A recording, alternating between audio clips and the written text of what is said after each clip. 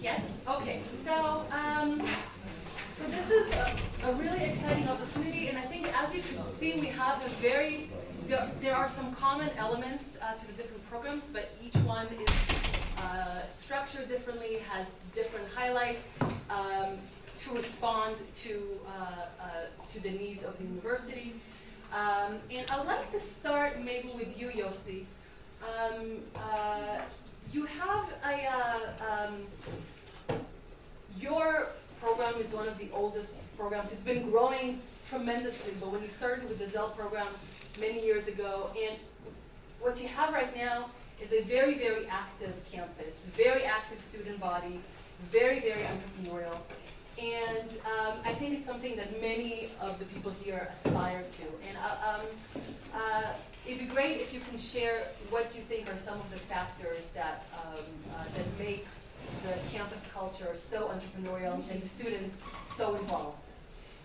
Okay, so I think two main factors. One is maybe the organizational culture and the organizational DNA that started with our founder and president, Professor Will Eichmann, that he is a true entrepreneur himself, and I think that his spirit we're all inspired and try to imitate the way he thinks. So I'll give you just one example. You saw this beautiful building that we have. So maybe 2 or 3 months before it was ready, he told me, okay, come with me. And we walked to the building. I was sure that he wants to go through the different classes and spaces and to show me things. And then he said, and I started walking there, and he said, where are you going? Go this way. And I said, why? And then he said, I want to build here. And he kept going about the next project. This is the way he thinks. So I think this is one. And the other, I think that maybe we were lucky. And I think all entrepreneurs should have some luck. Yeah. So we were lucky, and that we had the opportunity to work with Mr. Zell. We weren't his first option. He started with the University of Chicago. He approached them because he lives in Chicago, and he offered them to start an entrepreneurship program under the University of Chicago, but they never answered his call. By the way, until today. So someone connected him with Professor Eichmann, who took the opportunity right away, and then they started the Zell program. And because it was run so professionally by Mrs. Liat Aronson, who led this program for 10 years, I think it really created the culture of entrepreneurship in the campus. And because none of the other academic institutions back then, I'm talking 18, 19 years ago, had something similar, I think it became widespread or common knowledge that IDC is a good place to go if you have some entrepreneurial aspirations. So we enjoy it until today, but now we have to work harder because we have such brilliant programs. Yeah. Thank you. So, if you think about, Amnon, this is a question for you. We talked about this before about trying to create something new in a group as in a place as big and traditional as a large university. And it'd be great if you can share a little bit how you can move such a large ship, especially I think in the context of of the Holy Grail of giving academic credit for things that don't seem very academic. Wow. Okay. We had some visitors from abroad, and some pro vice chancellors from English universities, and one of the pro vice chancellors from Cambridge asked me that exact same question, and I'll give you the exact same answer. It's obvious that it has to be a top-down and a bottom-up process. Has to happen in parallel. If we use the ship metaphor, the captain has to set the course, but you have the engineers at the bottom that make sure that the engine is running. Otherwise, nothing's going to happen. So when we came to the university, we started researching the space, trying to understand who the actors were. Obviously, the university, Livneh University, has undergone a strategic change at the top. If you look at the top level management, the president, the rector, and Yaron Danieli, the head of Yisum, these are key actors that have made a major decision that entrepreneurship and innovation is not something that's nice to have. It's not just a fad that, okay, this is the hot item now, so we need to do this. But it's something that is critical to enable universities to retain their position in the future. So that's from the top. From the bottom, you have to identify the actors that have already been doing this. They're not waiting for somebody to give them permission to do this, and we've got lots of actors in the organization. If it's staff people, if it's researchers, and of course it's students who are not waiting for permission and are running forward with these things. So you need to identify them, you need to engage with them, and you need to get their help, and you need to learn from them. The worst thing is to come in and think that you know what you're doing, that you know better than anyone else, and you need to try to engage with the people that are doing these things and then find that meeting point between the organizations. Luckily also the rector, from the academic point of view, we presented our plans for the next year with him, and he looked at this and he said, why are not more of these programs for academic credit? And I was really surprised. I used to be a head of a department, and I know how difficult it is to get academic credits for anything. And his answer was, well, the decisions are made in this room, and if we decide that we want to have more academic capabilities within this process, then we'll make that happen. So that is really important from that point of view to enable this. Thank you.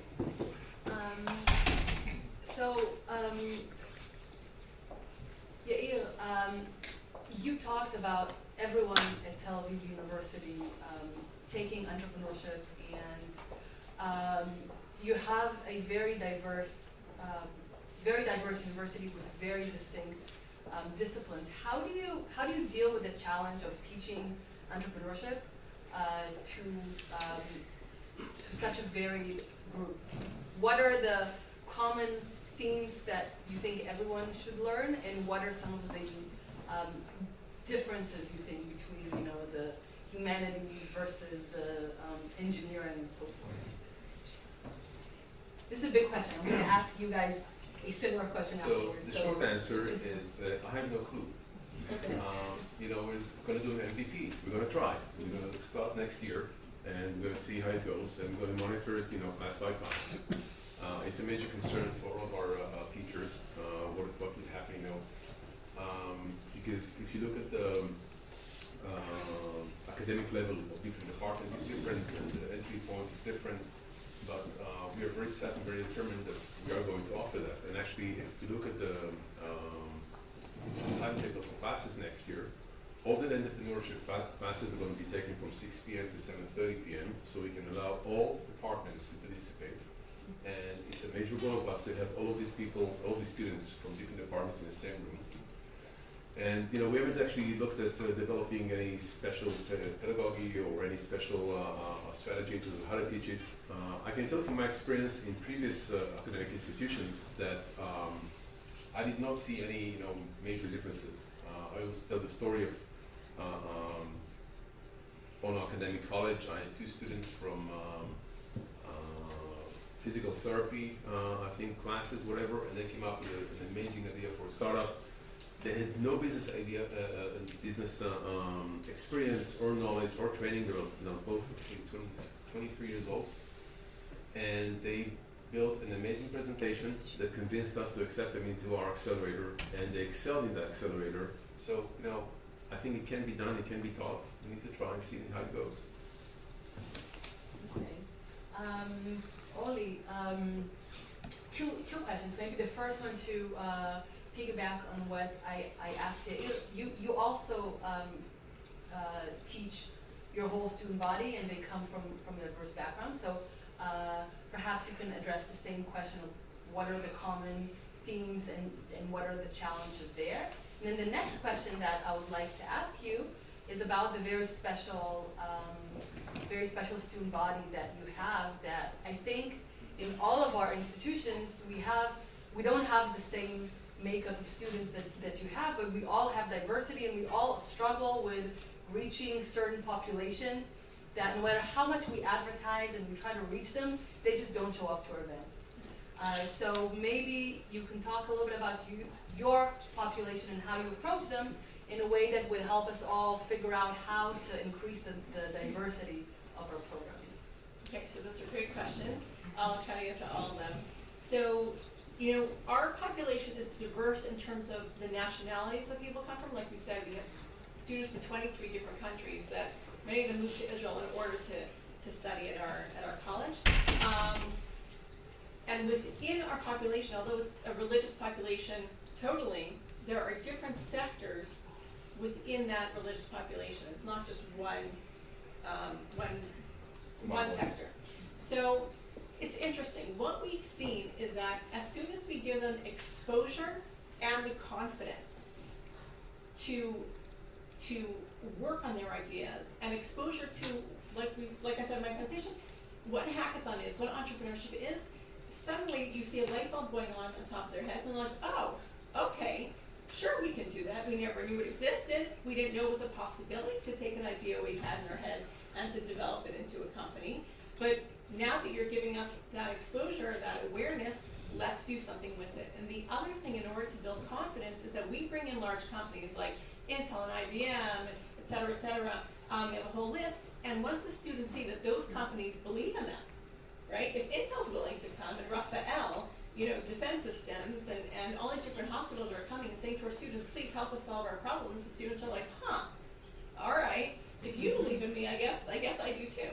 And the things that we've seen are so incredible where in our hackathons, we literally have some of the judges who come from accelerators and VC funds going up to students right afterwards and saying, all right, let's develop this. I want to give you money. And our students are funny. They're like, well, we're getting lots of offers, but sure, we'll talk to you. It's very cute. We have our women saying that a lot. But what's very important for us is for the students, because of the sectors they come from, to take a leadership role. We don't just have events and advertise. That's your question. We don't have events and advertise and have them come in. We have them take leadership roles in order to create the events. And we're very lucky. Einav, who was our director of our Entrepreneurship Center, he was a student when he started running the Entrepreneurship Center, when he developed it. And that's really a way to get all the students involved. In the past, we had failed entrepreneurship programs because they all came from the top. Now we're building it up from the bottom. The students take leadership roles, and our faculty is also from the same sectors. So what we've done is now we have faculty learning as students in our pre-accelerator. They're students, they have to come, they have to show up, we don't give them, they have to do all the work, and they team up with students as equals, and they're also from the community. So when that's happening, word trickles down to everyone, and we see it growing in leaps and bounds. The final thing is that we encourage them to try and fail.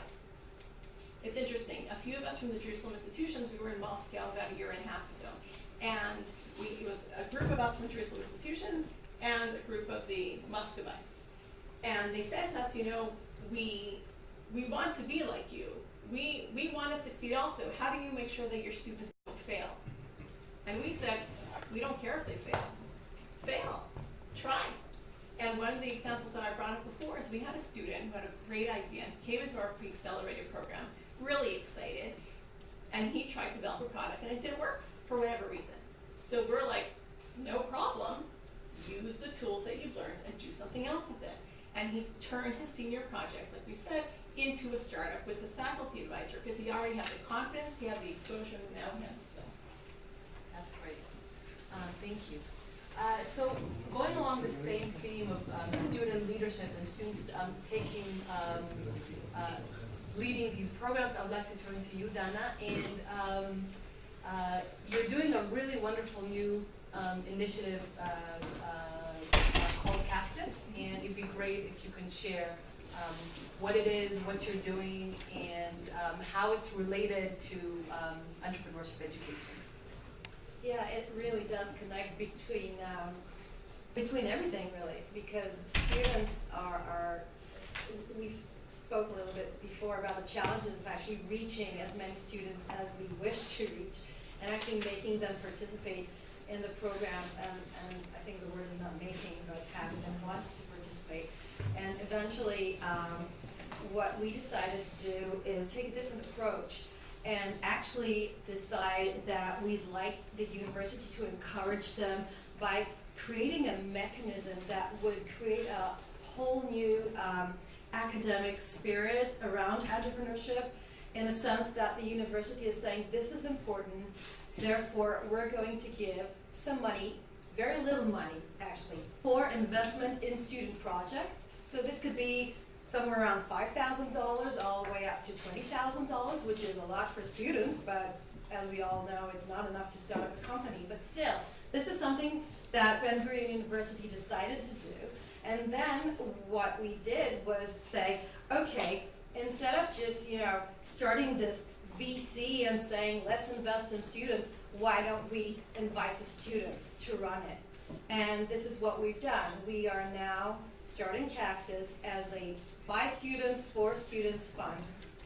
We took a fourth year student from industrial engineering and basically handed him $1 million from university money and said, okay, lead. He's doing a fantastic job starting the call for proposals, now recruiting some of the projects that he'd like to invest in, creating an investment committee from an internal investment committee in the beginning. And to that, we are now adding an investments course. So this is an analyst course. We're doing it in collaboration with Fresh Fund, which is a similar, actually a real VC that is working here in Jerusalem. We're taking their course, collaborating with them. So now we have a students course for investments. We're inviting them to come and learn how to invest. We opened registration for that course on a Sunday. By Thursday, we had over 150 applications, and we had 24 positions. So when students actually interviewed, because now we have a students team that is running Cactus, they came out from the room saying, oh my God, they're all so good. How are we going to choose? It was that hard to choose who will actually enter the course, and this course is starting actually in 2 weeks. So it's an interesting mechanism, and it does a lot of good on the PR side, not externally, but inside the campus, because it does good for the students. They understand this is a teaching, educational experience, okay? So the first goal of Cactus is not to create startups. It's to give a different educational experience. The graduates of the course will actually be sitting, or the excellent graduates of the course, will be sitting in the investment committee and choosing different, the next batch of investments. So it's a kind of round thing that we're offering now as an educational tool. And of course, if something good comes out, we have a tech transfer company that makes sure that we have a safe mechanism for further investment in those, hopefully, somewhere to be startups. Wonderful, thank you. Ariel, your approach is very different, and I was wondering if you can share a little bit how the teaching of faculty members is different from teaching students. Because at the title level, it sounds similar, Steve Blank and discovery, validation, but it's still different. And I think there are faculty members at all the universities who are interested, who are thirsty for information. And it'd be great if you can share how you attract the faculty members. I mean, there are a lot of challenges there, in terms of tenure, in terms of IP possibly, how you teach it similarly or differently. Okay. Yeah, so it relates to the name of the program, because if you think about the researchers, PIs, postdocs, and doctoral students, they've been kind of moving towards a smaller and smaller box throughout their academic life. Right? They have to apply for grants, you have to publish papers in peer-reviewed magazines, you have all kinds of duties to your department, you have to organize conferences, and the real world, the outside world, is very, very different from that, and definitely the entrepreneurial world is very different. You do take other risks. So the way we've drawn them is, first of all, by saying, look, we entrepreneurs have discovered something that you've been doing forever. We've discovered the scientific process, right? You actually create hypotheses, and then you test them, and then you change, And that's how you do the scientific process. Except that you're not doing it with mice, you're doing it with customers. Right? So, they're not just objects, you have to relate to them. So these skills of relating to them, this empathy, and listening, and responding to them is an important skill that you can actually use also in your research work. We all have customers. The second thing was this is really elected. You can come, anyone can come, students can come, anybody can come to these lectures. But the debate is if you do create a startup, you know what, we'll actually make a small pre-seed investment. And we have a very, very motivating IP licensing policy. So you don't have to go through the TTO. It's not 40/60, it's 20/80 for you, actually, the majority. So you don't have to worry about that. And actually, I don't really care about your IP. Right? We don't care. Don't run a patent on it because you don't actually know what your project is going to be. And it's all project-based. It's not theoretical. So we started actually before we knew that we would win anything, from Malag, from Lata. And we started by sending invitations to nearly 1,000 relevant research staff, so PIs, professors, doctoral students, postdocs, and saying, we have this thing, if you're interested, apply here, whatever your idea is, if you have an idea. And we started with the scientific lectures. The first 3 were kind of strategic in nature and very personal. Like, if you want to do a startup, you really should have kind of a big purpose because everybody will slap you around and, it's really, really hard. You need to have something big with which to get up in the morning and try again and justify it. You need a narrative for yourself and your family and friends, and everybody else you will disappoint. There'd be a good reason to do it. The point of all these lectures was really, you're invited to come and let's talk about this. Let's have a one-on-one discussion. So it's really a coaching, mentorship type of program, which is not forced upon them. They can come, they can discuss it. If you want to do it several times a week, that's great too. For me, it's a lot of fun. I learn about things I've never known about before. And we went through this process for about 8 weeks. And naturally, quite a few researchers have dropped out because they didn't have time. They realized this is not yet for them. They may need to plan their time for next year and so on. Now, those who have remained, we're actually taking them through a process where they will take everything they've acquired and thought about and coached about and have changed in their minds into a TED-like talk, and they're going to be stars in a big conference we're doing. We'll probably have 200, 250 people with mentors and external entrepreneurs who may want to join them that we're doing in March. So we're doing a lot of training in that respect. What follows, I don't know because it didn't follow yet. So this is an experiment, and this is going to be an experiment for many years, and we'll make many, many changes along the way. One thing about student participation, I think that in maybe a couple of years we'll start seeing this trickle down. When we'll start seeing more students coming in and requesting, I think that will be the time to actually structure the program for students. Sounds wonderful. So speaking of trying and learning, we tell our entrepreneurs to dream big and that it's okay to fail. So I'm wondering, this is a question to everyone, if you can maybe share a failure that you experienced in trying to create some element or some program of your entrepreneurship center, and what have you learned from it? So whoever wants to start. Sure, I'll start. So my steering committee is the president of the university, Ali Saban, who has also been an entrepreneur with startups coming out of the lab, and a new CEO of the university, and a new vice president of research. And the first thing they suggested that I should do is go and meet all the deans. And so dutifully, I followed the directions, and we have 9 different schools or faculties, and I went to meet all of them, and pretty much was rejected by all but one. And happily enough, the most prolific researcher in terms of research and entrepreneurship is also on my steering committee.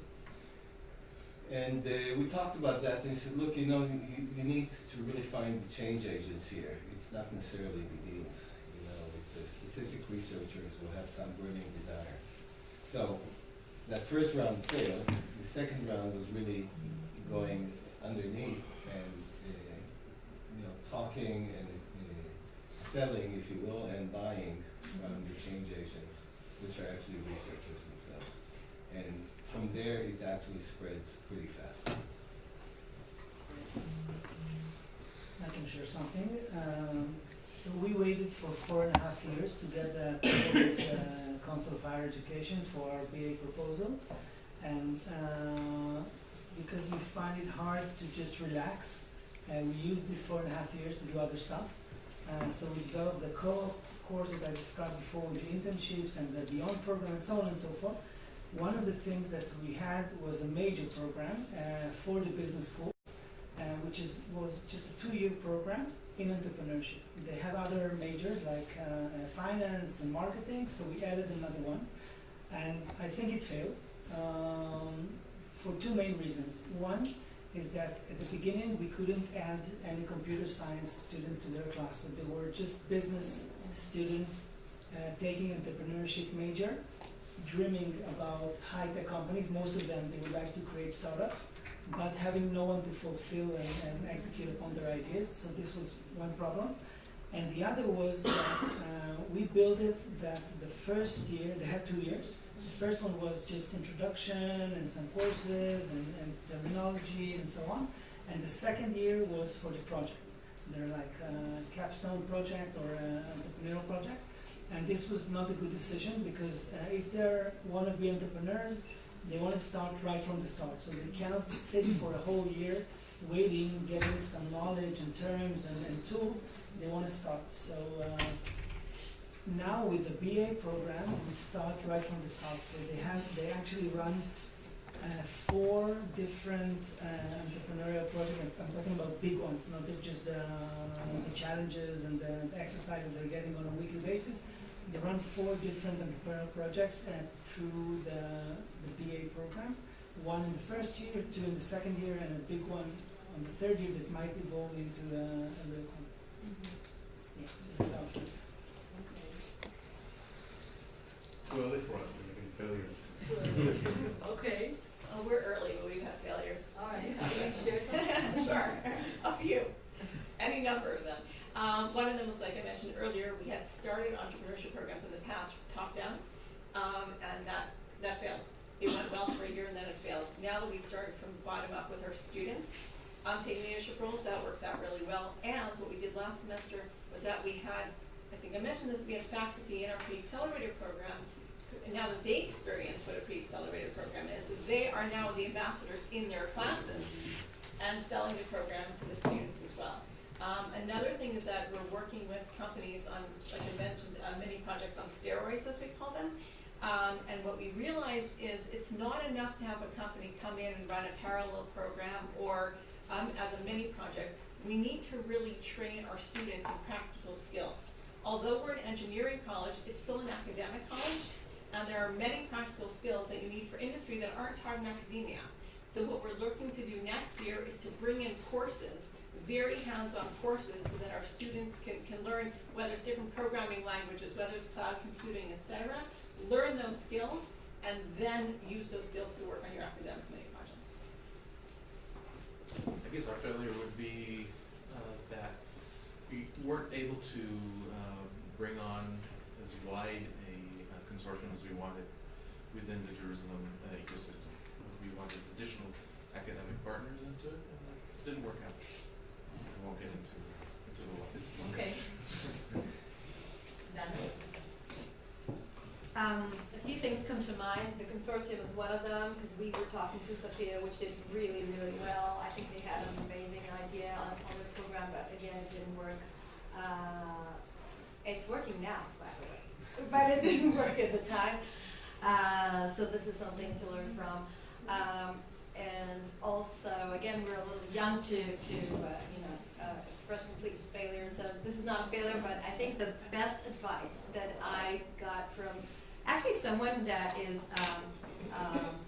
an advisor to the president when it comes to HR in the university is you are so, he told me, you're doing something so different, so extracurricular, so weird. Just don't listen to anyone. It's the best advice I got. You know what you're doing. You have your goal, even if it doesn't talk to the same language now. You're doing it bottom up. You're doing it top down. You have the support of whoever you need. Just don't listen to anyone and continue. You will be hearing those voices that will say, why is this important? Why is there so much funding going that way now? There are other things that need funding in big universities. Why is this becoming such a star event now? Just don't listen to anyone. Continue doing what you know best, and eventually you'll get there with the achievements. That was really, really good advice. Great. Thank you so much for sharing. I'd like to pause my questions and open it up for you guys to ask questions. You can ask a general question or to anyone specific in the panel. Don't be shy. We're all friendly. We're stuck at the one Yes. Hi. Hi. I wanted to ask if any of you had experience with combining students and researchers together on projects. I mean, we've heard a lot about what you do for students and then a lot about what's done for researchers. Like researchers have the expertise, students have a lot of passion. Did any of you have experience in, trying to enhance these two together on projects? Yeah, I can answer that. What we're doing now is actually we have an accelerator called Einav, and that accelerator already had 2 batches of companies and an acceleration course, and then we were sitting at the tech transfer company saying, okay, what can we do to help the researchers? Because fine, we have this accelerator, this is all for students or for entrepreneurs around us that wish to go, but we'd like to have a course for researchers. And then it was like, oh, we already have a course, but we don't have the researchers coming to that specific course. Why not invite them over? So this is what we did. Then a year ago, we started inviting researchers and research groups and their research students to enter the accelerator with their projects that are already sometimes patented by the tech transfer company. And today I think we had 2 batches, 2 different rounds of the acceleration program with I think 11 research groups. Sometimes it's the researchers, sometimes it's the students that attend.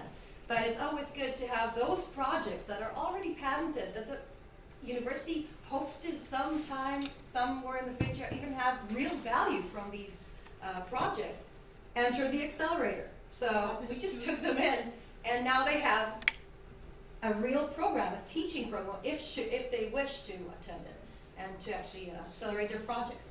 So you have students also working on projects of researchers that were acting in the TCA? Yes, I mean, most of the time what happens is when a PI, when a researcher has a project, he would have his students work on that project. So sometimes it'd be him or the students or together all go to the acceleration program and enjoy it. And this is turning out to be a good mechanism. Unfortunately, I'm too new in Tel Aviv to actually give you details, but there are quite a large number of projects like that in Tel Aviv where researchers and students are working together. I know that there have been a couple of startups coming out of those projects. So if it is happening, I'm just not that aware of the details to actually be able to tell you more about that.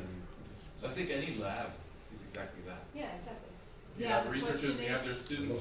Yeah, The question but is- it's always the researcher who brings those students. I mean, multidisciplinary opportunities where you have researchers and they have great ideas, but they're not entrepreneurs and they don't even want to be and you have these students that are coming from different, you know, places and disciplinaries, and they do have this motivation, and they don't have the skill or the knowledge or the background, and is it also a job of So what- all of the programs you talked here to Absolutely. connect between the two? Yeah, definitely. So we do have some programs like that. If you take the biodesign program at the Hebrew University, that's a cooperation of the Bio Engineering Institute, of the medical school, of the business school, and soon also design students, we hope, from Bezalel coming into work.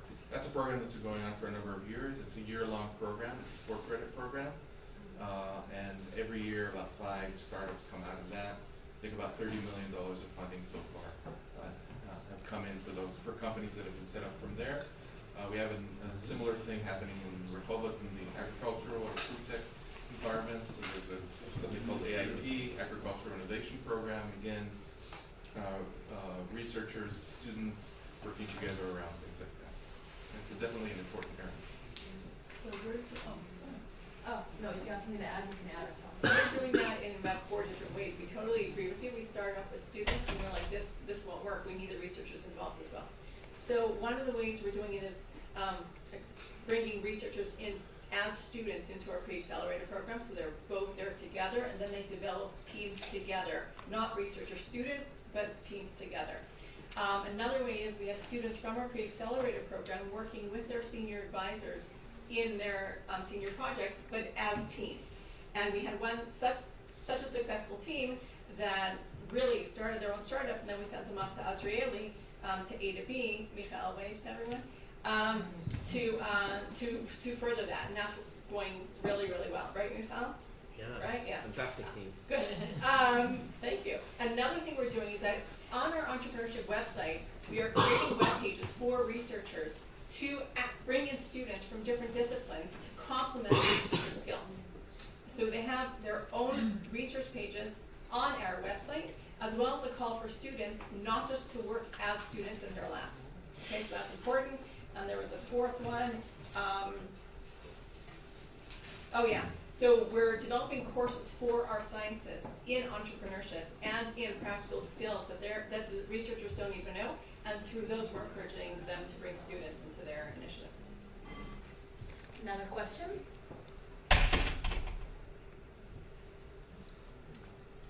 Do you have connection with people from the community? For example, if somebody wants to learn, to take courses in your campus, or to have credit, they don't have credit for them, but how do you manage this connection, if at all?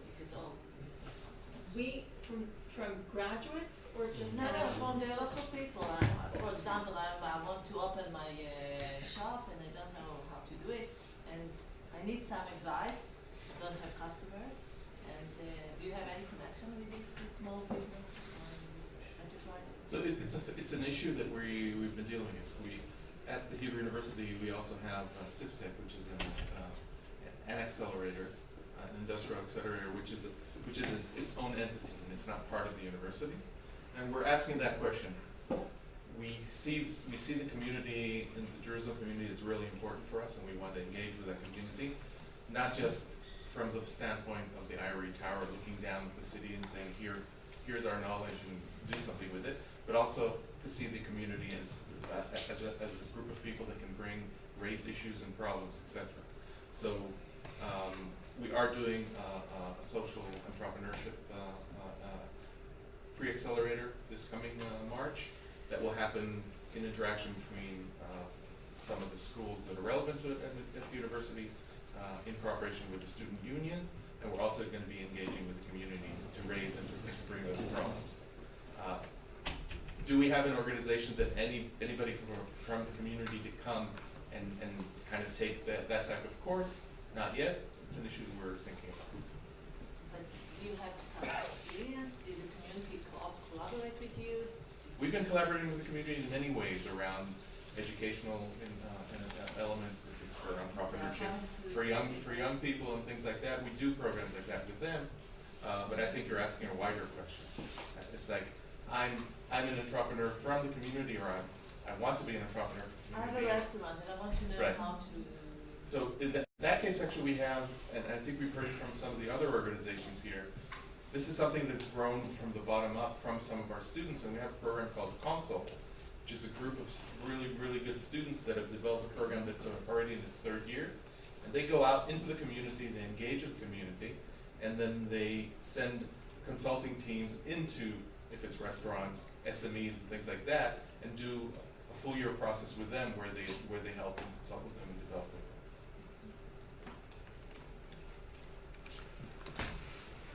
Another question?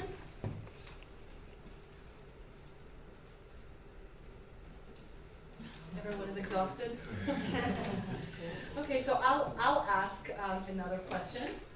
Maybe if you can just highlight what are the main challenges that you face and what are you concerned about?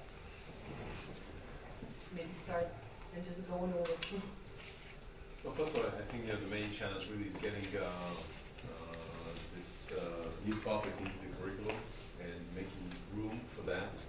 Every faculty has their mindset of, this is what we need to teach students, and it's 120 credits or 160 credits or whatever it is, and you can change that, and it's, if you move any point from one place to the other, it's a worldwide disaster.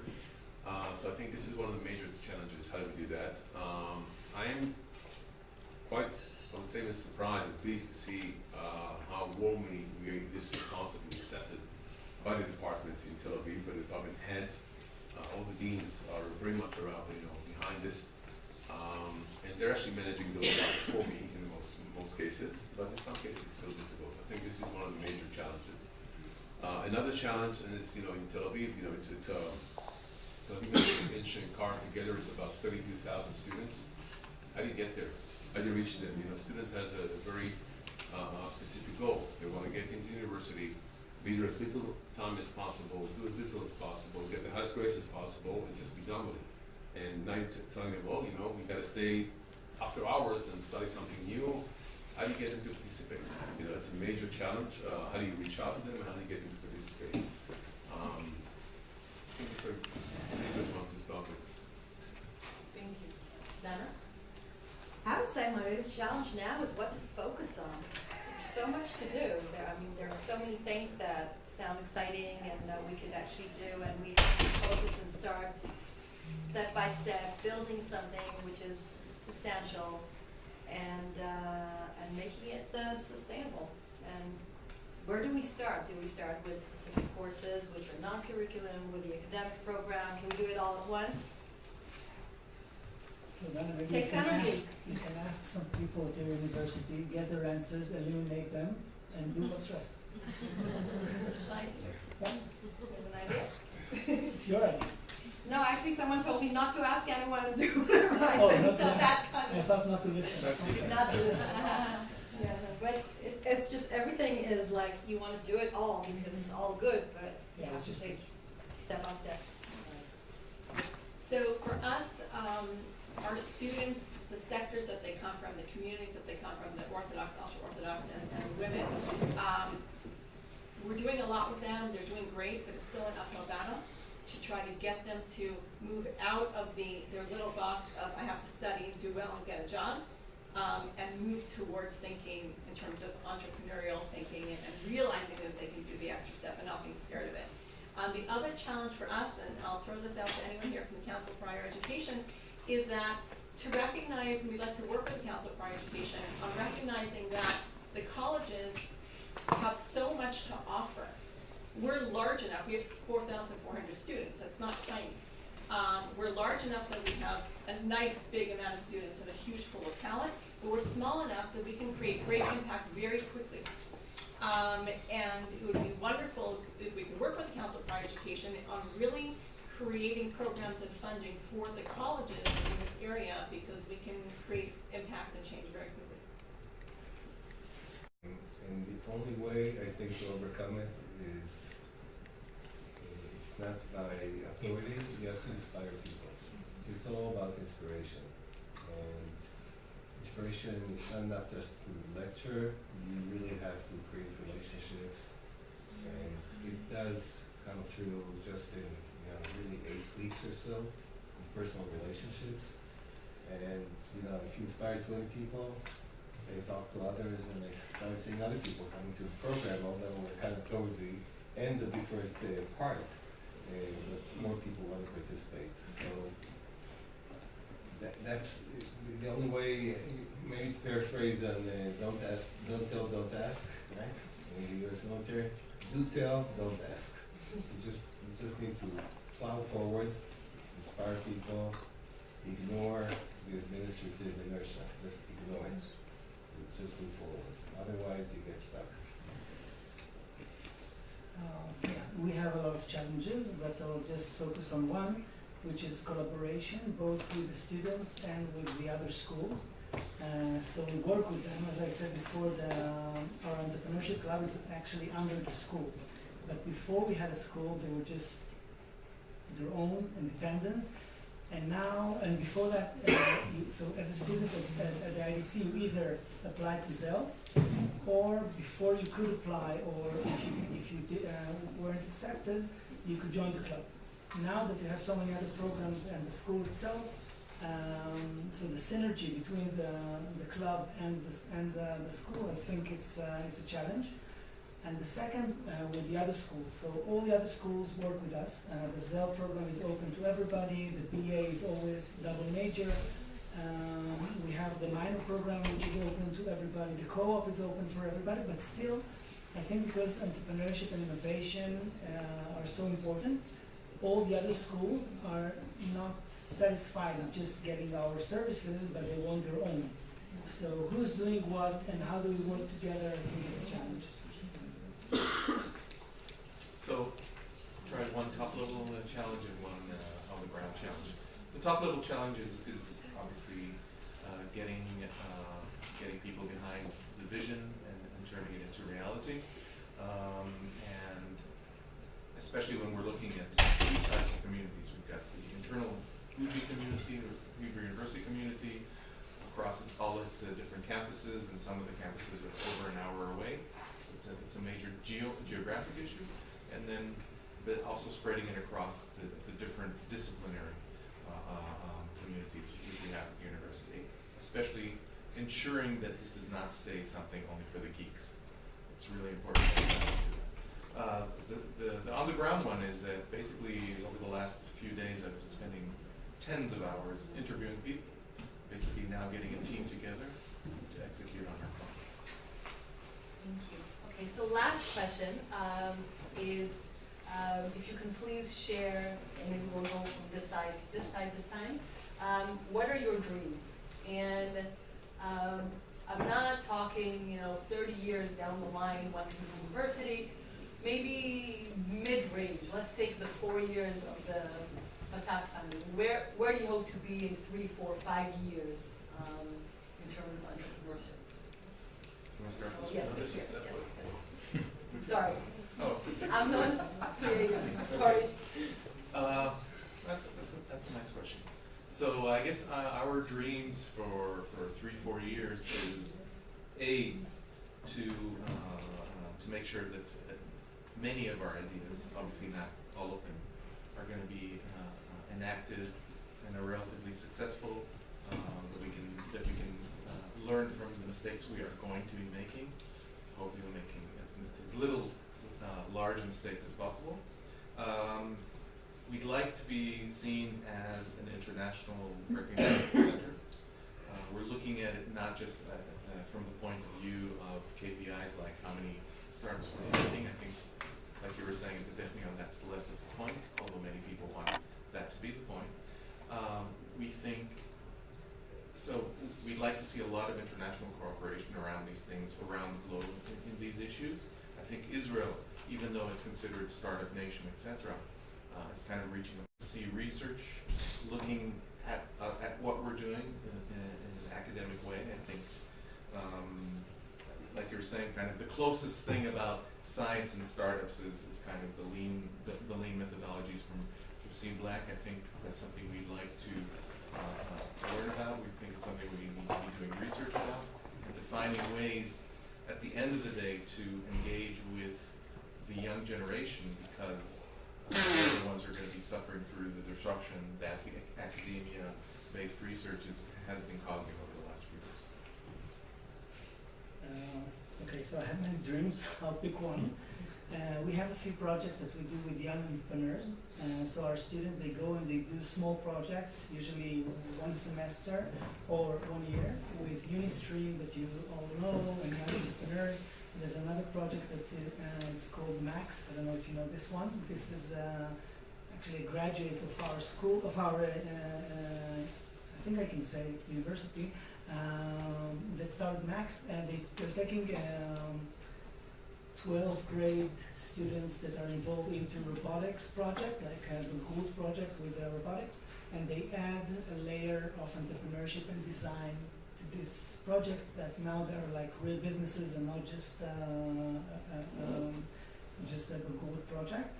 So we work with Max, with Unistream, and with the young entrepreneurs. And I would like to see this grow even further because I think the impact that we're doing on these kids' lives and projects and education and ambitions and so on is very, very important. So I would like to see this grow. So from my point of view, I think two dreams in 4 years. One is that in 4 years, each one of the departments will have been represented in projects that actually went throughout the program, and actually startups created from those projects, whether social or for-profit. I already have, I think, 4 or 5 faculties. I don't have anything from Jewish studies. I don't have anything from medical school. I don't have anything from law school. And anyone from those faculties could be an entrepreneur.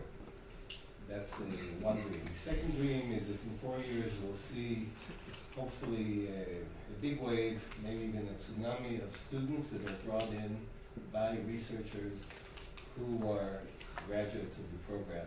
They're telling their students, including students doing the lecture in the BA program, you should really come to this program. It has changed my life, it can change your life. And if that happens, and when that happens, I think our theory that we started with researchers in the root and not going to the leaves, the students, I think it will be borne out.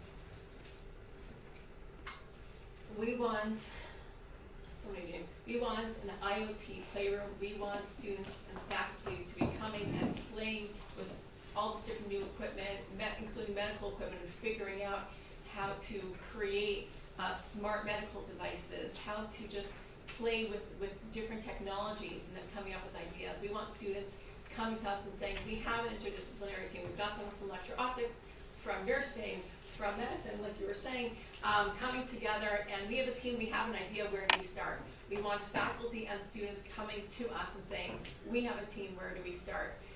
We want our students to feel that there's really an entrepreneurship vibe on campus, and we want them to leave amazing and to go out into the real world and just push the envelope everywhere they can, and to help their communities advance as well. Sounds amazing. It's a dream. What she said. I would settle for an excellent academic program going on in 4 years' time, and also I would add that regional development thing, which is our thing, and say working with as many elements and organizations around us, whether it's the high-tech park and the different R&D centers there, whether it's the military units, the communications, the intelligence, having as many soldiers and officers inside the campuses, practicing entrepreneurship in different programs, and Soroka Hospital, and I can go on and on with different elements of the ecosystem. I think it's really important for us to go that way. Wow. So I have a small dream and a big dream. So the small dream, I want Entrepreneurship 101 to be a mandatory class in every department. We have 120 departments. And it should have both social and business entrepreneurship. And the big dream, we want to reinvent the university.